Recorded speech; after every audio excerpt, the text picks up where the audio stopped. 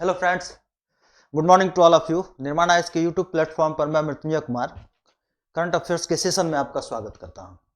आज जो चर्चा का विषय है वह है ऑनलाइन प्लेटफॉर्म पर किस प्रकार से बच्चों को खतरा उत्पन्न हो रहा है उससे और उनकी सुरक्षा कैसे सुनिश्चित की जा सकती है, इसको लेकर के हाल ही में एक रिपोर्ट आई है। ठीक है, तो हम लोग आज जो चर्चा करेंगे वो इसी पे चर्चा करेंगे कि किस प्रकार से क्या क्या चिंताएं हैं बच्चों को लेकर के ऑनलाइन डिजिटल प्लेटफॉर्म पर, कैसे उनको आघात पहुंच रहा है, उनकी कैसे मानसिक स्थिति पे यह चोट कर रही है, कैसे उनके व्यक्तित्व के विकास पर यह चोट कर रही है। तो ये सारी चीजें आज हम लोग इस टॉपिक पे डिस्कस करेंगे। आपने देखा होगा, आपके सामने हेडलाइन है, बच्चों की सुरक्षा ऑनलाइन कैसे सुनिश्चित की जा सकती है। इस पर यह रिपोर्ट आई है सरकार की। ठीक है, तो चर्चा में क्यों है, सबसे पहले हम लोग ये जानते हैं। चर्चा में इसलिए कि हाल ही में ऑनलाइन डिजिटल स्पेस में बच्चों की सुरक्षा को लेकर चिंताएं बढ़ रही हैं। ठीक है, ऑनलाइन शोषण की बढ़ती घटनाओं ने तत्काल कार्रवाई की मांग को जरूरी बना दिया है। यानी ऑनलाइन स्पेस में जो शोषण हो रहा है, डिजिटल वर्ल्ड में जो शोषण हो रहा है,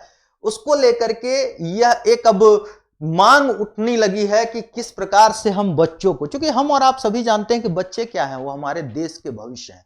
और जैसे जैसे डिजिटलाइज हम होते जा रहे हैं वैसे वैसे हमने देखा कि अपराध के नए नए स्वरूप भी बनते जा रहे हैं। मैंने बहुत पहले भी आप लोगों को कहा है कि तकनीकी क्रांति दो धारी तलवार है। अगर इसने आपके जीवन को आसान बनाया है तो दूसरी तरफ इसने आपके जीवन को उतना ही कष्टकारी बना दिया है। कष्टकारी क्यों बनाया है कि भाई ऑनलाइन में एक तरफ हमने पेमेंट किया, तुरंत से हो गया, आसान हो गया। नहीं तो पहले क्या होता था कि पैसे के लिए जाइए, बैंक जाइए, बैंक से पैसा निकालिए और फिर नगद लेन देन होता था। अब क्या हो गया, डिजिटल लेन देन हो गया। यूपीआई पेमेंट के जरिए आप कहीं से भी स्कैन करते हैं और आप पेमेंट कर देते हैं किसी सामान के बदले में। तो ये आपकी लाइफ को बहुत स्मूथ कर दिया। टिकट बुक कराना हो, हम जाते हैं, पहले क्या होता था कि रिजर्वेशन लेना हो तो रेलवे प्लेटफॉर्म पर जाइए, वहां पे लंबी लाइन लगी रहती थी, उस लाइन पे जाइए, इंतजार कीजिए और तब जाकर के आपकी बारी आती थी और आपको टिकट मिलता था। आज की डेट में क्या है, घर बैठे आईआरसीटीसी के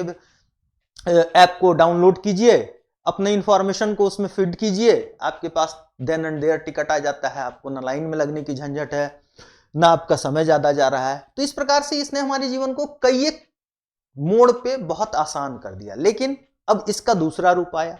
दूसरा रूप क्या आया कि भाई जैसे इसने आसान किया वैसे वैसे इस जो साइबर स्पेस है उसमें अपराधियों ने भी अपनी पहुंच बनाई और पता चला कि फिशिंग, बुलिंग, है ना, ट्रोलिंग, बहुत तरह की चीजें, रैंसमवेयर, स्पाईवेयर, ये सारी चीजें आई और आपके अकाउंट से बिना आपकी जानकारी के पैसे भी निकाले जाने लगे। सेक्सटॉर्शन की घटनाएं होने लगी।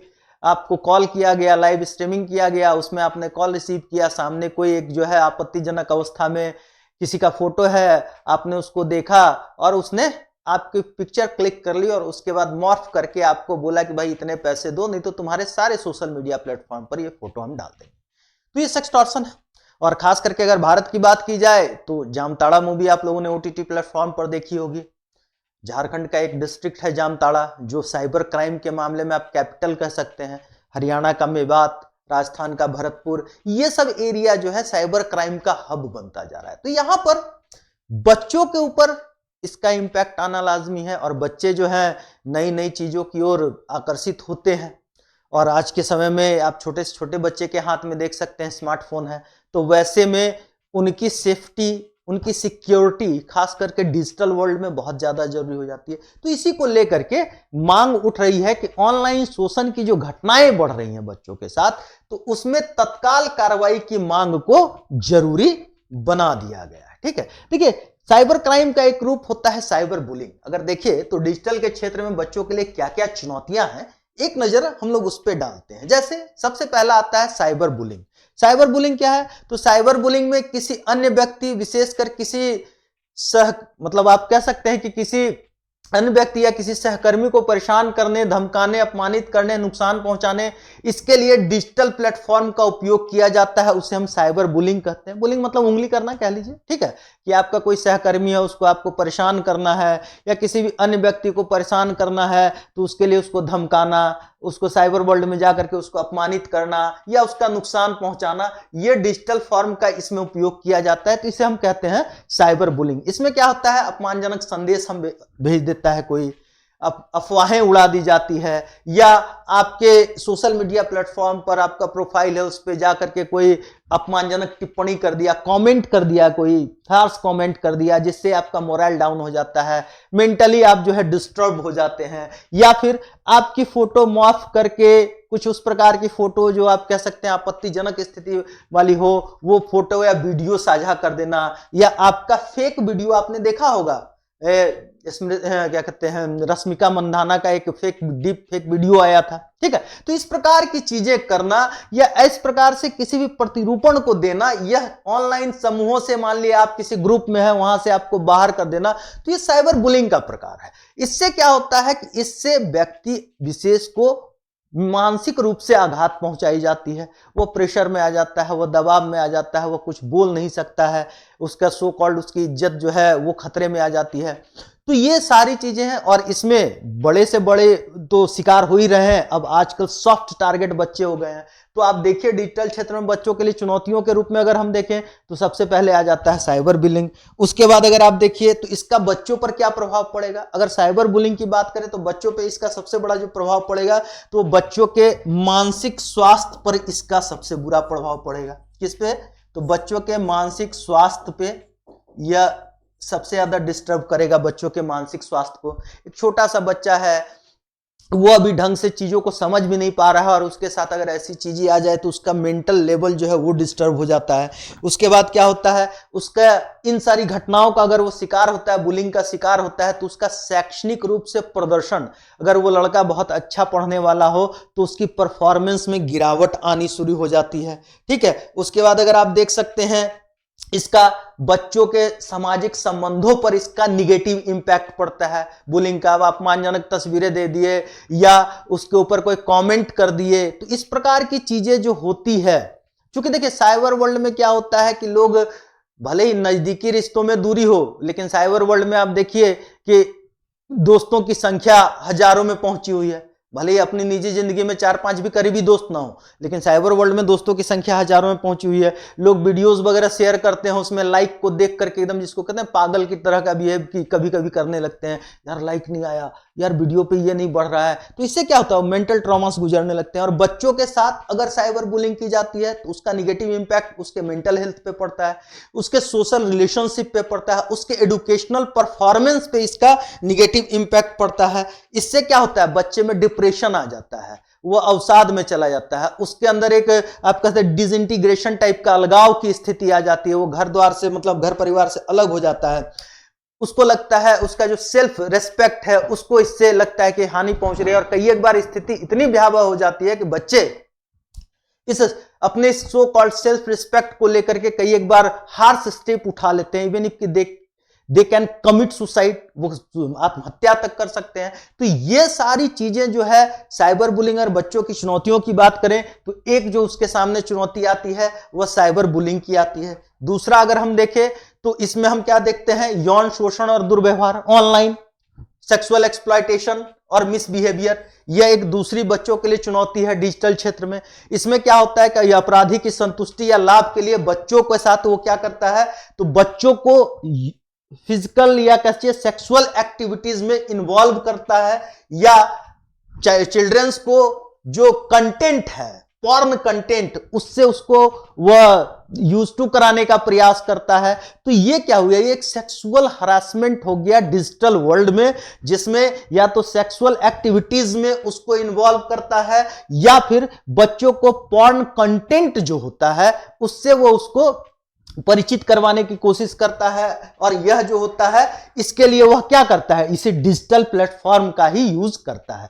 तो यह इससे भी बच्चों के ऊपर बहुत ज्यादा इंपैक्ट पड़ता है, निगेटिव इंपैक्ट। क्या क्या निगेटिव इंपैक्ट पड़ रहा है, तो इसमें अगर हम देखें तो बच्चों का, इसमें और भी बहुत तरह की चीजें होती है। अगर सेक्सुअल एक्सप्लॉयटेशन की बात करें तो इसमें आ जाता है कि बच्चों के बीच में जो है चाइल्ड पोर्नोग्राफी एक्सप्लॉयटेशन कंटेंट जो है उसका डिस्ट्रीब्यूशन इसमें आ जाता है, या जो हो सकता है कि आप सेक्सुअल ऑब्जेक्ट्स के रूप में बच्चों को आप तैयार करते हैं। तो इस प्रकार से बहुत सारी चीजें, बच्चों को सेक्सुअल एक्टिविटीज के लिए आप क्या करते हैं, उसको मोटिवेट करते हैं। तो हम देख सकते हैं कि दूसरा जो मैंने अभी आपको पहले ही बताया था, सेक्सटॉर्शन की बात, तो ये सारी चीजें, ये सब जो आता है, ये क्या आ जाता है कि ऑनलाइन बच्चों की जो चुनौतियां हैं, वो अब एक और चुनौती आ रही है, वह है सेक्सुअल एक्सप्लॉयटेशन, मिसबिहेवियर का। अब ये एक और दूसरी चुनौती, एक हमने साइबर बुलिंग देखा, दूसरा क्या है, ये है सेक्सुअल एक्सप्लॉयटेशन या मिसबिहेवियर का। अब इसका क्या इंपैक्ट पड़ता है, अगर आप देखिए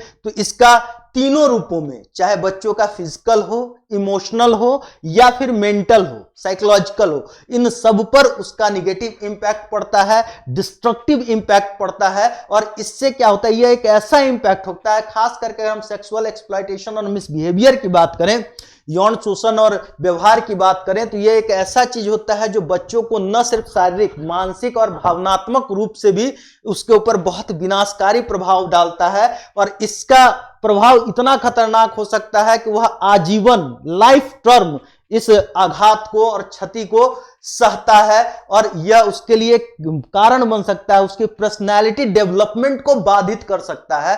खास करके अगर हम देखें ऑनलाइन, अगर हम देखते हैं एक्सप्लॉयटेशन या चैलेंजेस जो बच्चों के लिए है, उसमें जो सेक्सुअल एक्सप्लॉयटेशन है, यह बहुत घातक होता है, क्योंकि इसका इंपैक्ट, कह लीजिए निगेटिव इंपैक्ट जो है, लॉन्ग लाइफ रहता है, और यह उसके लिए एक क्षति का कारण बन सकता है, उसके पर्सनालिटी डेवलपमेंट में डिसऑर्डर आ सकता है।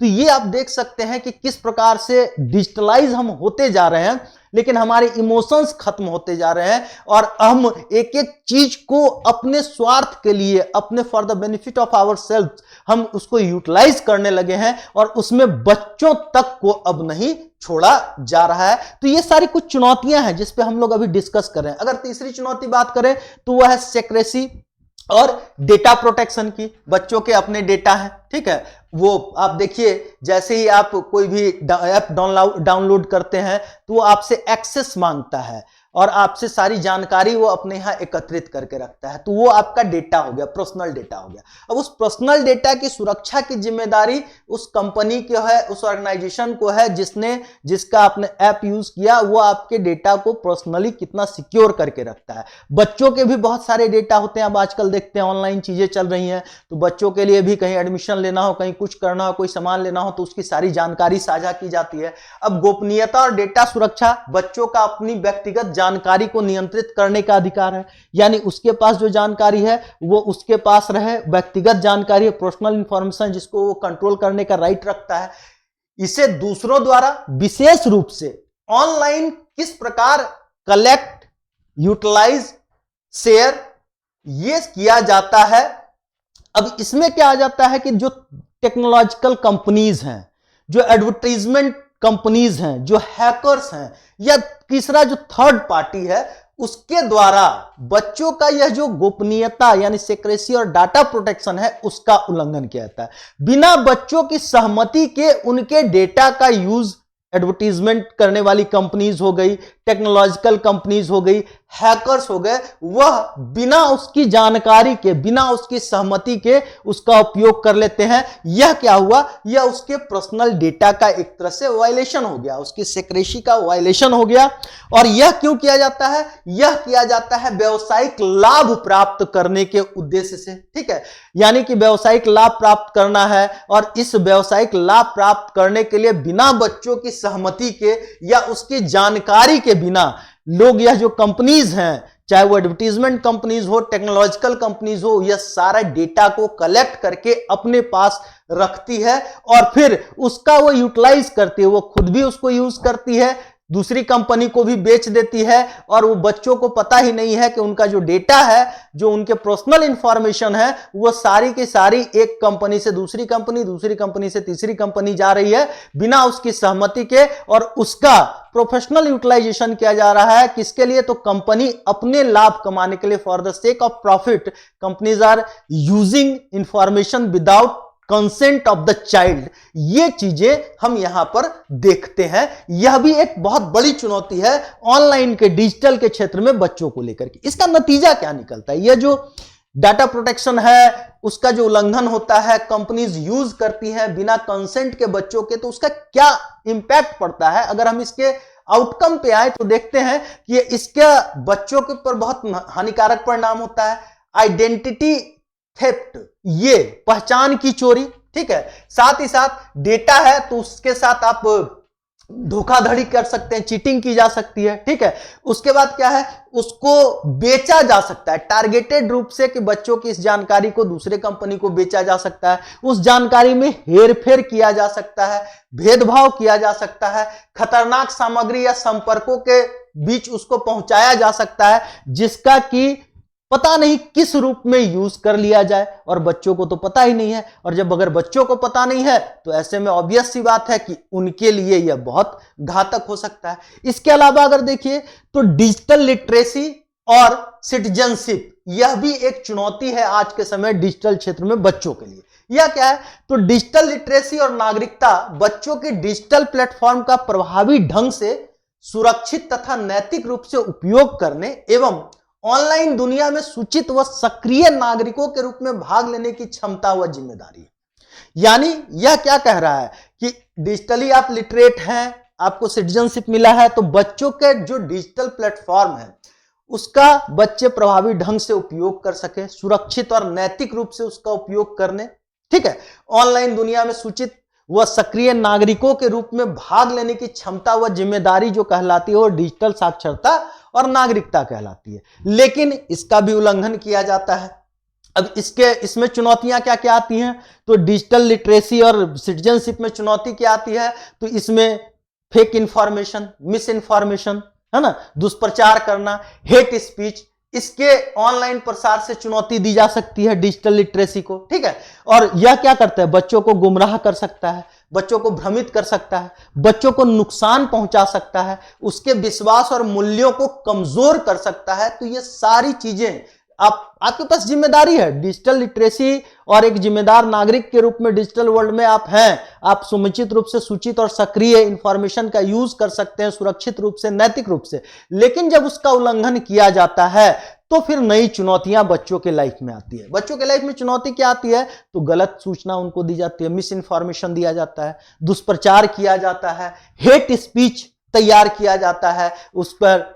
और इससे क्या होता है, उस हेट स्पीच का ऑनलाइन प्रसार से यह डिजिटल लिटरेसी को चैलेंज किया जाता है। इससे बच्चों के ऊपर क्या इंपैक्ट पड़ता है, बच्चे गुमराह हो जाते हैं, बच्चे दिग्भ्रमित हो सकते हैं, साथ ही साथ वह अपना नुकसान पहुंचा सकते हैं, उनके बच्चों के विश्वास जो वैल्यूज हैं वो कमजोर हो सकते हैं, उसका नुकसान हो सकता है। और नतीजा क्या निकलेगा, ये सारी चुनौतियां जब आएंगी तो इसका नतीजा क्या निकलेगा, डिजिटल प्लेटफॉर्म प्रौद्योगिकियों तक पहुंच, सामर्थ्य या गुणवत्ता की कमी से डिजिटल साक्षरता बाधित हो सकती है, ठीक है, जो बच्चों के बीच डिजिटल विभाजन तथा असमानताएं पैदा कर सकती है। भाई अगर प्रॉपर तरीके से बच्चों को डिजिटल लिटरेट नहीं किया जा सकता है, ठीक है, उनके अंदर कैपेसिटी नहीं है, आप कह सकते हैं क्षमता नहीं है, सामर्थ्य नहीं है, कंटेंट जो है क्वालिटेटिव नहीं है, तो इससे क्या होगा, डिजिटली वो लिटरेट नहीं हो पाएंगे। जब डिजिटली लिटरेट नहीं हो पाएंगे तो बच्चों के बीच क्या होगा, डिजिटल विभाजन पैदा करेगा। एक तरफ तो हमने देखा कि नागरिकता है और डिजिटल साक्षरता है, लेकिन डिजिटल साक्षरता सब तक पहुंचे, उसकी पहुंच सब तक हो, सारे बच्चे उसको ले पाए, लेकिन यहां विभाजन दिख जाता है। आप शहरी बच्चों की तुलना ग्रामीण बच्चों से कीजिए तो एजुकेशन के लेवल पर, डिजिटल एजुकेशन के लेवल पे फर्क दिख जाता है। और इससे क्या होता है, बच्चों के बीच में डिजिटल विभाजन और असमानताएं, इनइक्वालिटीज दिखने लगती है, और इससे क्या होता है, बच्चों के शारीरिक मानसिक विकास पर इसका आघात पहुंचता है, ठीक है। उसके बाद अभी आप लोगों ने देखा होगा वर्चुअल रियलिटी और मेटावर्स, ठीक है, यह भी अगर हम देखें तो यह एक नया रूप आया है। मेटावर्स का आशय क्या है, एक आभासी परिवेश जो लोगों को वास्तविक जीवन जैसा अनुभव प्रदान करने के लिए आभासी वास्तविकता, संवर्धित वास्तविकता और अन्य उन्नत तकनीक का उपयोग करती है। ये मेटावर्स, अभी एक केस आया था, यूएस की एक लड़की ने कहा कि मेटावर्स में उसका वर्चुअली रेप कर दिया गया, ठीक है, ये आया था कि उसका वर्चुअली बलात्कार हुआ है।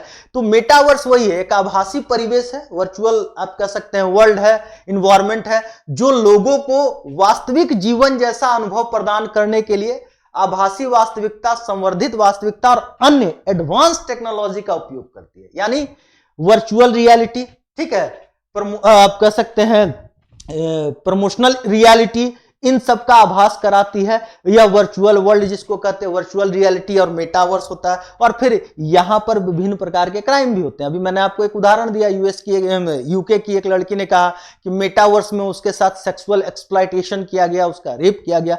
तो ये चीजें बताती है कि अगर कोई बच्चा मेटावर्स में आ गया, आभासी दुनिया में आ गया, आभासी दुनिया में उसको वास्तविक दुनिया के जैसे एक्टिविटीज करने के लिए मिल रहा है, वर्चुअल रियलिटी, एडवांस रियलिटी में वो मूव कर रहा है, और वहां उसके साथ अगर ये कोई भी क्राइम हो जाए, जैसे मैंने अभी एक उदाहरण दिया आपको, उसी प्रकार का दूसरा सेक्सुअल एक्सप्लॉयटेशन हो जाए, साइबर बुलिंग हो जाए, कुछ भी हो जाए, तो इससे वह बच्चा मेंटली डिस्टर्ब हो जाता है, ठीक है। इसके अलावा बहुत सारे अलग अलग रूप हैं बच्चों को जो डिस्टर्ब कर रहे हैं, जो उनके ऑनलाइन प्लेटफॉर्म या डिजिटल वर्ल्ड में सुरक्षा से उनको बाधित कर रहे हैं। जैसे ऑनलाइन अभिकर्ताओं द्वारा शोषण और घोटाले के माध्यम से आर्थिक शोषण किया जा सकता है, ठीक है, यानी बहुत सारे स्कैम किए जा सकते हैं, उसके माध्यम से बच्चों का आर्थिक शोषण किया जा सकता है, या ऑनलाइन एजेंट्स जो हैं उनके द्वारा एक्सप्लॉयटेशन किया जा सकता है। वर्चुअल रियलिटी में उत्पीड़न और भेदभाव की समस्या होती है, जिससे उपयोगकर्ताओं की पहचान के आधार पर साइबर बुलिंग तथा ऑनलाइन भेदभाव को बढ़ावा मिलता है। यानी आप देख सकते हैं वर्चुअल रियलिटी, मेटावर्स का मैंने भी कहा, तो उससे क्या हो सकता है, साइबर बुलिंग और ऑनलाइन डिस्पैरिटी या कह सकते हैं भेदभाव का बढ़ावा बढ़ सकता है। इससे रिलेटेड जो सेक्टर्स हैं उसमें गोपनीयता का उल्लंघन बड़े पैमाने पर हो रहा है। डेटा माइनिंग और निगरानी के माध्यम से उपयोगकर्ताओं की व्यक्तिगत जानकारी एवं सुरक्षा प्रभावित हो रही है। तो ये सारी चीजें आप देख सकते हैं कि किस प्रकार से मेटावर्स भी आया तो हमारे जीवन को आसान करने के लिए एक नया दुनिया लेके आया, लेकिन उस मेटावर्स में चूंकि वो वर्चुअल वर्ल्ड है और वर्चुअल वर्ल्ड में रियल वर्ल्ड की तरह परिस्थितियां जनरेट की जा रही है, आपकी एक अलग पहचान वहां होती है, और वहां अगर आपके साथ क्राइम होता है तो फिर वह एक अलग रूप आता है साइबर क्राइम का। अब मेटावर्स का क्या निगेटिव इंपैक्ट बच्चों पे पड़ रहा है, तो देखिए बच्चों में क्या हो रहा है, आभासी वातावरण में ग्राफिक अथवा हिंसक सामग्री तक पहुंच प्राप्त कर सकते हैं। क्योंकि मेटावर्स आभासी दुनिया है, वहां वो हिंसक सामग्री तक पहुंच सकते हैं। इससे क्या होगा, उनकी जो सेंसिटिविटी है, संवेदनशीलता अथवा उनका जो इमोशनल पोर्शन है लाइफ का, वह मेटावर्स जैसे वर्चुअल वर्ल्ड में जाने के बाद वो प्रभावित हो सकती है। अब बच्चों के अंदर अगर संवेदनशीलता ना हो, भावुकता ना हो, तो फिर आप समझ सकते हैं कि वह कितना बड़ा कारक बन सकता है, उनके पर्सनालिटी डेवलपमेंट को कितने बुरी तरीके से प्रभावित कर सकता है। दूसरी चीज, ऐसी सामग्री के लगातार संपर्क में रहने से बच्चे हिंसा अथवा अन्य अनुचित व्यवहारों के प्रति असंवेदनशील हो सकते हैं, जिससे उनके भावनात्मक स्वास्थ्य पर असर पड़ सकता है, ठीक है। यानी हिंसा वर्चुअल वर्ल्ड में देख रहा है, मारपीट गोली चल रहा है, ये हो रहा है, वो हो रहा है, मार रहा है। अब इससे क्या हो जाएगा, इससे एक सिंपल सा फंडा हो जाएगा कि इस वर्चुअल वर्ल्ड में आने के बाद उनके इमोशंस धीरे धीरे खत्म हो जाएंगे। यानी आप कह सकते हैं कि यह क्या हो जाएगा, इमोशन लेस हो जाएगा बच्चा। और बच्चा जब इमोशन लेस हो जाएगा तो फिर क्या होगा, उसकी संवेदनशीलता खत्म हो गई, भावुकता खत्म हो गई। रियल वर्ल्ड में भी अगर वो इस प्रकार की घटनाएं देखेगा आंख के सामने, तो उसके अंदर कोई फीलिंग नहीं होगी, कोई भावुकता नहीं होगी, वो लोग को रोड पे तड़पता हुआ छोड़ करके चला जाएगा। और यहाँ हम स्कूलों में नैतिक शिक्षा देते रह जाएंगे कि नहीं, किसी को अगर मुसीबत में देखिए तो उसकी सहायता कीजिए, ये कीजिए, वो कीजिए। और वहां वो आभासी वर्ल्ड में जाता है तो वहां वो दूसरी दुनिया में पहुंच जाता है। तो इस प्रकार से अगर आप देखिए तो यह उनके इमोशंस को डैमेज कर रहा है। इसके बाद अगर देखिए, अभी आप लोगों ने एआई, आर्टिफिशियल इंटेलिजेंस का नाम सुना होगा, ठीक है। अब जनरेटिव एआई वो एक आया है, आपने चैट जीपीटी वगैरह का देखा होगा। अब जनरेटिव एआई इसने आने के बाद 2023 जो है साल में जब जनरेटिव एआई को लाया गया और उसको जब लेके आया, तो उसके बाद इसने आप कह सकते हैं कि डिजिटल वर्ल्ड में एक क्रांतिकारी परिवर्तन ला दिया। अब जब ये क्रांतिकारी परिवर्तन ले आया तो इसमें क्या क्या चीजें आई, तो इसमें एक ऐसे AI system, artificial intelligence system है, जो जनरेटिव एआई है, इसमें मौजूद डेटा से प्राप्त पैटर्न के आधार पर नई सामग्री जैसे टेक्स्ट, चित्र अथवा संगीत का उत्पादन करने में सक्षम। यानी जो आप उसको डेटा दीजिएगा, उस डेटा के आधार पर वह पैटर्न तैयार करके दे देगा। हमने पहले क्या देखा था कि हमें कोई जानकारी लेनी होती थी, हम सर्च इंजन पे जाते थे, सर्च इंजन पे जाकर के अपने कंटेंट को हम टाइप करते थे, उसके बाद वो 20 साइट्स खोल के दे देता था कि आप अपने मतलब की चीजें यहां से निकाल लीजिए। अब जनरेटिव एआई होने से क्या हो जाता है कि आप इसमें डेटा दे दीजिए, कीवर्ड्स डाल दीजिए, वो उसके आधार पे चित्र, संगीत और टेक्स्ट ये सब कुछ तैयार करके आपको दे देगा, यानी आपका काम बहुत आसान कर देगा। लेकिन अगर ये आसान करता है तो इससे बच्चों को भी तो नुकसान पहुंच रहा है। अब यहां क्या है कि जनरेटिव एआई का बच्चों के शिक्षण संबंधी लाभ बच्चों को प्राप्त हो सकता है, ठीक है, क्रिएटिविटी का अवसर प्रदान करता है। किंतु अगर इसी जनरेटिव एआई का मिसयूज किया जाए, ठीक है, यह दुष्प्रचार और कृत्रिम छवियों, वीडियो एवं सूचनाओं उत्पादन संबंधी जोखिम भी उत्पन्न करेगा। अगर इसका मिसयूज किया जाए तो वीडियो, फेक वीडियो बनने लगेंगे, ठीक है, आपके आर्टिफिशियल जो है आपकी छवि बना ली जाएगी, उसके थ्रू आपके ऊपर विभिन्न प्रकार के, आप कह सकते हैं कि मिसकंडक्ट का रूप दिया जा सकता है, दुष्प्रचार किया जा सकता है, रूमर्स फैलाए जा सकते हैं। अब इससे क्या होगा, इसका नुकसान बच्चों पे क्या होगा, तो बच्चों का जो कॉग्निटिव संज्ञान जो है उसमें संज्ञानात्मक सुभेदता, उसमें क्या होगा कि यह जो होता है कॉग्निटिव वल्नरेबिलिटी जो होती है, यह उनको मिस इन्फॉर्मेशन या रॉन्ग इन्फॉर्मेशन के प्रति सेंसिटिव बनाती है, ठीक है। अब यह युवाओं के मस्तिष्क पर एआई जनित सामग्री के प्रभाव के बारे में चिंताएं यहां पर बढ़ जाती है, क्योंकि जो संज्ञानात्मक सुभेदता है उसको यह जो कृत्रिम छवि, वीडियो या गलत सूचनाओं का उत्पादन करेंगे तो यह उस पर असर डालेगा।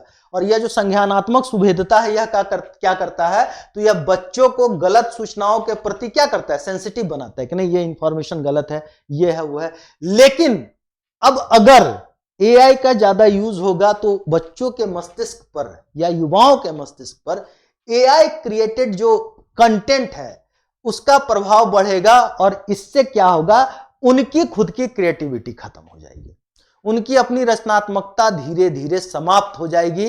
वह इजी वे में चले जाएंगे कि यार हमको करने की, मेहनत करने की क्या जरूरत है, हम 20 साइट्स को खोजेंगे, पढ़ेंगे, फिर नोट डाउन करेंगे, उससे बढ़िया हम जाते हैं जनरेटिव एआई पे, डाल देंगे कंटेक्स्ट, हमारा जो डेटा है वो डाल देंगे, उस पैटर्न के आधार पे हमको वो तैयार करके दे देगा, उसको एज इट इज उतार देंगे। तो यहां पर बच्चों की क्रिएटिविटी, युवाओं की क्रिएटिविटी खत्म हो जाएगी, क्योंकि एआई जनित सामग्री उसका प्रभाव उसके ऊपर दिखेगा, वह काम करना, मेहनत करने से भागेगा। तो ये चीजें उसके पर्सनालिटी को आगे चल करके बहुत बुरी तरीके से डिफेम करेगी, ठीक है। अब अगर हम देखें तो बच्चों के सुरक्षा से संबंधित ऑनलाइन डिजिटल प्लेटफॉर्म पर विभिन्न देशों में क्या क्या आंकड़े रहे, क्या क्या चीजें की गई हैं, अगर इस पे देखें तो एक जो इंफॉर्मेशन है वो ये है कि 30 देशों में 1/3 से अधिक युवाओं ने साइबर बुलिंग का शिकार होने की सूचना दी, और 5 में से 1 ने इसके कारण स्कूल छोड़ दिया। देखिए क्या होता है, अभी हमने साइबर बुलिंग की बात की थी सबसे पहले, जिसमें मैंने आप लोगों को बताया था कि साइबर बुलिंग का मतलब हो जाता है कि किसी व्यक्ति को, विशेषकर किसी भी मतलब अपने किसी दोस्त को परेशान करने के लिए, धमकाने के लिए, अपमानित करने के लिए या नुकसान पहुंचाने के लिए डिजिटल प्लेटफॉर्म का उपयोग किया जाए, उसके थ्रू जो ये सारे काम किए जाए उसको साइबर बुलिंग कहते हैं। इसमें क्या आ जाता है, तो इसमें आप अपमानजनक संदेश भेज सकते हैं, ठीक है, अफवाहें उड़ा सकते हैं, या उस बच्चे को प्रभावित करने वाली टिप्पणी कर सकते हैं, और इसका इंपैक्ट उसके पर्सनालिटी पे पड़ेगा। तो देखिए साइबर बुलिंग का सूचना दिया है 30 देशों में, 1/3 से अधिक युवाओं ने क्या कहा कि वो कभी ना कभी साइबर बुलिंग के शिकार हुए हैं, और इसके कारण 5 में से, प्रत्येक 5 में से 1 बच्चे ने स्कूलिंग छोड़ दी, वो पढ़ने ही नहीं गए, बोले कि मैं तो वहां बुलिंग का शिकार हूं, ठीक है। उसके बाद 25 देशों में 80% बच्चे ऑनलाइन सेक्सुअल एक्सप्लॉयटेशन का खतरा महसूस करते हैं। सोचिए 25 देशों में 80% बच्चे ऑनलाइन सेक्सुअल एक्सप्लॉयटेशन, ठीक है, उसका वह खतरा महसूस करते हैं। वी प्रोटेक्ट ग्लोबल अलायंस एक संस्था है, उसके अनुसार बचपन में, यानी अब 18 से 20 आयु वर्ग को भी इसमें शामिल कर लिया गया है, बचपन में नियमित रूप से इंटरनेट का उपयोग करने वालों में से 54% को कम से कम एक बार ऑनलाइन लैंगिक शोषण का सामना करना पड़ा है। आप सोच सकते हैं कि जो बचपन से इंटरनेट का रेगुलर यूजर है उनमें से 54% को लाइफ में एक बार कम से कम ऑनलाइन सेक्सुअल एक्सप्लॉयटेशन का शिकार होना पड़ा है। तो अब देखिए ये डेटा है, बता रहा है कि क्या स्थिति है बच्चों के साथ साइबर बुलिंग का, सेक्सुअल एक्सप्लॉयटेशन का, क्या डेटा है, बता रहा है कि क्या भयावह स्थिति है। अब यहां पर हम आते हैं कि रोकथाम कैसे की जाए। ठीक है, क्या है, कैसे हम ये सारे जो चीजें हो रही है, चाहे साइबर बुलिंग हो या ऑनलाइन सेक्सुअल एक्सप्लॉयटेशन मिसबिहेवियर हो या मेटावर्स वर्चुअल रियलिटी उसमें बच्चों का एक्सप्लॉयटेशन किया जा रहा हो या एआई के थ्रू बच्चों का एक्सप्लॉयटेशन किया जा रहा हो, तो इसको अब हम कंट्रोल कैसे करेंगे। ये अगर चीजें हम देखें तो इसके रोकथाम के लिए सबसे पहले हम क्या कर सकते हैं, तो बच्चों को ऑनलाइन शिष्टाचार और सहानुभूति के बारे में शिक्षित किया जा सकता है। उन्हें किसी भी घटना की रिपोर्ट करने के लिए प्रोत्साहित किया जा सकता है कि भाई अगर आपके साथ कोई भी इन सब में से बुलिंग हो, सेक्सुअल एक्सप्लॉयटेशन हो, मिसबिहेवियर हो, चाहे उसके लिए मेटावर्स का यूज किया गया हो, चाहे जनरेटिव एआई का यूज किया जाओ, वर्चुअल रियलिटी में हुआ हो, किसी भी प्रकार का अगर आपके साथ डिजिटल वर्ल्ड में कोई एक्सप्लॉयटेशन हो रहा है तो आप उस घटना की रिपोर्ट करें। इसके लिए बच्चों को हमें प्रोत्साहित करना होगा, पीड़ितों की सहायता करना होगा, साथ ही साथ अपराधियों के लिए दंड का प्रावधान, साइबर बुलिंग की रोकथाम की जा सकती है। अगर जो अपराधी जो साइबर बुलिंग करते हैं बच्चों के साथ, तो उसके लिए दंड का अगर प्रावधान किया जाए तो इस प्रकार से हम क्या कर सकते हैं, साइबर बुलिंग की रोकथाम कर सकते हैं। बच्चों को उत्तरदायित्वपूर्ण रिस्पॉन्सिबिलिटी के साथ वर्चुअल रियलिटी का उपयोग, डिजिटल नागरिकता और ऑनलाइन सुरक्षा के बारे में शिक्षित किया जाना चाहिए, ताकि बच्चों को पता हो कि डिजिटल लिटरेसी कितनी इंपॉर्टेंट हो जाती है। क्योंकि वो जब सीख लेंगे, उनको पता रहेगा, तो खुद ब खुद ऐसे कंटेंट के कांटेक्ट में आने से वो अपने आप को रोक पाएंगे। ठीक है, ये बच्चों को बताना होगा। बच्चों को ऑनलाइन सामग्री तक पहुंच, मूल्यांकन, सामग्री शेयरिंग, ऑनलाइन संचार और सहयोग तथा ऑनलाइन परिवेश में दूसरों का सम्मान करने के संबंध में शिक्षित कर डिजिटल साक्षरता में वृद्धि की जा सकती है। यानी बच्चों को यह बताना होगा कि आप जो ऑनलाइन कंटेंट तक आपकी एक्सेसिबिलिटी है उसका इवैल्यूएशन कीजिए, साथ ही साथ आपके पास जो कंटेंट है उसको शेयर कीजिए। ऑनलाइन कम्युनिकेशन और कॉपरेशन तथा ऑनलाइन इन्वायरमेंट में कैसे आप दूसरों का सम्मान कर सकते हैं, इसके संबंध में बच्चों को शिक्षित किया जाना चाहिए। इससे क्या होगा, तो इससे डिजिटल साक्षरता में वृद्धि होगी और बच्चों के सामने जो ऑनलाइन क्राइम्स के जो रूप आ रहे हैं, इससे हम बच्चों के बचपन को बचा पाएंगे। उनकी पर्सनैलिटी में जो डिसऑर्डर आने वाली की संभावना होगी उसको हम रोक पाएंगे। इसमें सबकी भूमिका आती है, इसमें सिर्फ हमारी भूमिका नहीं है, माता पिता की ही भूमिका नहीं है, इसमें टेक कंपनियों की भी भूमिका है, इसमें सरकार की भी भूमिका है, इसमें माता पिता की भी भूमिका है, इसमें सामूहिक उत्तरदायित्व भी आता है कि किस प्रकार से आप इसको कर सकते हैं। जैसे टेक कंपनीज को लें, टेक कंपनीज को क्या करना होगा, तो टेक कंपनीज को बच्चों की सुरक्षा की भलाई में, यानी भलाई की सुरक्षा हेतु अपनी भूमिका निभाते हुए सेफ्टी बाय डिजाइन एसबीडी को प्राथमिकता देनी चाहिए। जो भी टेक कंपनीज हैं बच्चों की भलाई की सुरक्षा में, भाई उनका बचपन बचा रहे, वो किसी प्रकार के एक्सप्लॉयटेशन का शिकार ना हो, तो सेफ्टी बाय डिजाइन को उनको प्राथमिकता देनी होगी। जैसा कि हाल ही में अमेरिका के कांग्रेस के सत्र में उजागर हुआ है। ठीक है, अमेरिका में कांग्रेस में वहां सत्र चल रहा था संसद का कांग्रेस का, तो उसमें कहा गया कि बच्चों को ऑनलाइन एक्सप्लॉयटेशन से बचाने के लिए जो टेक कंपनीज है सेफ्टी बाय डिजाइन, इसको टेक कंपनीज को प्रायोरिटी देनी होगी अपने प्रोडक्ट के ऊपर। ठीक है, एसबीडी ऑनलाइन उत्पादों और सेवाओं के डिजाइन तथा विकास में उपयोगकर्ता सुरक्षा एवं अधिकारों को प्राथमिकता देता है। यानी एसबीडी क्या होता है, जितने भी ऑनलाइन प्रोडक्ट्स हैं, सर्विसेज हैं, उसके डिजाइन तथा डेवलपमेंट में जो यूजर्स हैं उसकी सिक्योरिटी एवं राइट्स को प्रायोरिटी देता है कि जो यूजर्स हैं उसकी क्या सिक्योरिटी होगी, उसके राइट्स क्या क्या होंगे। कंटेंट चाहे वो प्रोडक्ट हो, सर्विसेज हो, उसका डिजाइन या डेवलपमेंट, उन सबका इस प्रकार से किया जाए जिससे जो यूजर्स हैं उनके हित सुरक्षित हों। ठीक है, यह उन तरीकों पर ध्यान केंद्रित करता है सेफ्टी बाय डिजाइन जिनसे प्रौद्योगिकी कंपनियां यानी टेक कंपनीज ऑनलाइन खतरों का अनुमान लगाकर, उनका पता लगाकर और उन्हें घटित होने से पहले उनकी रोकथाम कर उन्हें कम कर सकती है। यानी safety by design tech companies के ऊपर रिस्पॉन्सिबिलिटी डालती है कि भाई आप पता लगाएं क्या ऑनलाइन खतरा है, किस प्रकार का खतरा है, जो प्रोडक्ट है या सर्विसेज जो आप ला रहे हैं ऑनलाइन उसमें किस प्रकार का खतरा है, उसकी पहचान करना और साथ ही साथ उस प्रकार की घटनाओं को घटित होने से पहले रोकना। उन्हें यह कंपनीज सेफ्टी बाय डिजाइन को अगर लेती है तो उसमें अपने प्रोडक्ट्स को वह सिक्योर कर सकती है और बच्चों के पर्सनैलिटी को रोका जा सकता है या बच्चों के एक्सप्लॉयटेशन को इससे रोका जा सकता है। साथ ही साथ अगर देखें तो यूनिसेफ ने सिफारिश भी की है कि टेक कंपनीज मेटावर्स और वर्चुअल इन्वायरमेंट में बच्चों के डेटा के लिए उच्चतम मौजूदा डेटा सुरक्षा मानकों को लागू करें।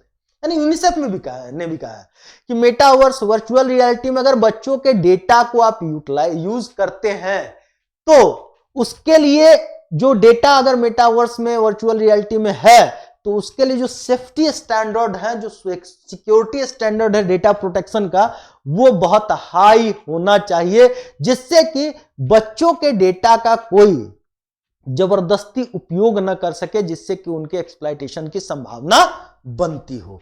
उसके बाद आप देखिए सरकार की भूमिका क्या होनी चाहिए। तो सरकार की भूमिका यह होगी कि डिजिटल स्थानों में बच्चों के अधिकारों के उल्लंघन को रोकने के लिए सरकार के द्वारा बाल दुर्व्यवहार रोकथाम एवं अन्वेषण इकाई, child abuse prevention and investigation unit जैसे रेगुलेटरी बॉडी का नियमित रूप से आकलन और समायोजन करना होगा सरकार को। तभी जाकर के यह, चूंकि यह एक रेगुलेटरी बॉडी होगी और यह प्रॉपर तरीके से बच्चों का दुर्व्यवहार रोकने के लिए, उनका जो है डिजिटल स्थानों में बच्चों के अधिकारों को प्रोटेक्शन देने के लिए यह रेगुलेटरी बॉडी को प्रॉपर तरीके से काम करना होगा।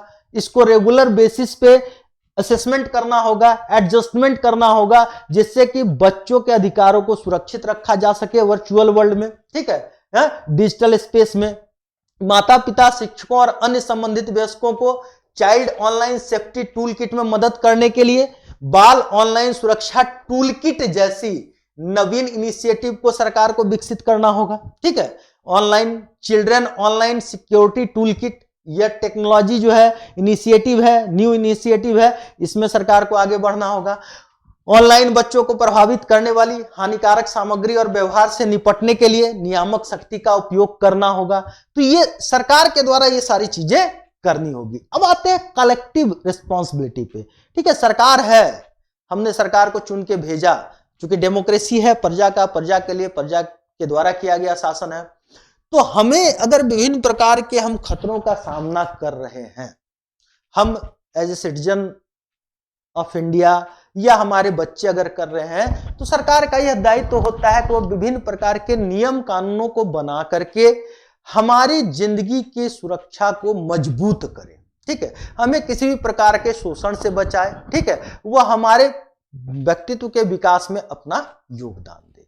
ये तो हो गया, सरकार ने भाई इंटीग्रेटेड रेगुलेटरी बॉडी जो है उसकी बात की गई कि भाई सरकार को चाहिए कि child abuse prevention and investigation unit उसको बनाए, एक रेगुलेटरी बॉडी बनाए। ठीक है, और उस रेगुलेटरी बॉडी को नियमित रेगुलर बेसिस पे ऐसे अगर कोई ऑनलाइन डिजिटल स्पेस में कोई खतरा है, कोई शोषण वगैरह की संभावना है, तो उसको रेगुलर बेसिस पे असेसमेंट करे, एडजस्टमेंट करे। तो ये तो सरकार को हमने कह दिया, लेकिन समाज के एक अंग होने के रूप में हमारा आपका सबका एक कलेक्टिव रिस्पॉन्सिबिलिटी भी बनता है। वो क्या है? तो देखिए कलेक्टिव रिस्पॉन्सिबिलिटी क्या है कि हमें यह पहचानना होगा कि चाइल्ड प्रोटेक्शन के लिए मौजूदा वास्तविक दुनिया के नियमों का विस्तार ऑनलाइन दायरे तक हो। हमें यह करना होगा कि चाइल्ड प्रोटेक्शन के लिए जो रियल वर्ल्ड में जो बनाए गए हैं नियम कानून, उसका विस्तार, उसका एक्सटेंशन ऑनलाइन वर्ल्ड तक हो। बच्चों की ऑनलाइन सुरक्षा सुनिश्चित करने के लिए तकनीकी कंपनियों, सरकारों और संगठनों के बीच सहयोग के महत्व पर हमें जोर देना होगा। ये कलेक्टिव एफर्ट्स हैं जिसकी वजह से हम डिजिटल वर्ल्ड में जो बच्चों के सामने चुनौतियां आ रही है, जिससे उनका मानसिक स्वास्थ्य बिगड़ सकता है, जिससे उनका शारीरिक स्वास्थ्य बिगड़ सकता है, जिससे उनके भावनात्मक रिश्ते कमजोर हो सकते हैं, समाज में वह इमोशनलेस हो सकते हैं। तो उसके लिए हमारी कलेक्टिव बार्गेनिंग होगी, चाहे सरकार हो, संगठन हो, माता पिता हो, समाज हो, उनको सामने मिल करके एक साथ सहयोग करते हुए इस पे जोर देना होगा। ठीक है, तो ये था हमारा आज का टॉपिक, जिसमें हम लोगों ने देखा कि साइबर क्राइम जो होते हैं खास करके डिजिटल वर्ल्ड में, वो बच्चों के लिए क्या क्या चैलेंजेस पैदा करते हैं। अब इसी से रिलेटेड एक एमसीक्यू है, आइए देखते हैं हम लोग एमसीक्यू क्या है। तो पहला है कि स्टेटमेंट है कि साइबर बुलिंग किसी अन्य व्यक्ति विशेषकर किसी सहकर्मी को परेशान करने, धमकाने, अपमानित करने या नुकसान पहुंचाने के लिए डिजिटल प्लेटफॉर्म का उपयोग है। ठीक है। दूसरा स्टेटमेंट है मेटावर्स का आशय एक आभासी परिवेश से है जो लोगों को वास्तविक जीवन जैसा अनुभव प्रदान करने के लिए आभासी वास्तविकता, संवर्धित वास्तविकता और अन्य उत्तम तकनीक का उपयोग करती है। और तीसरा स्टेटमेंट है जनरेटिव एआई से तात्पर्य एआई सिस्टम से है जो मौजूदा डेटा से प्राप्त पैटर्न के आधार पर नई सामग्री जैसे टेक्स्ट, चित्र अथवा संगीत का उत्पादन करने में सक्षम है। आपको बताना है कि इनमें से कितने कथन सत्य है। ए 1, बी 2, सी 3। ठीक है। आपको बताना है कि इसमें से कितने कथन सत्य हैं। ठीक है।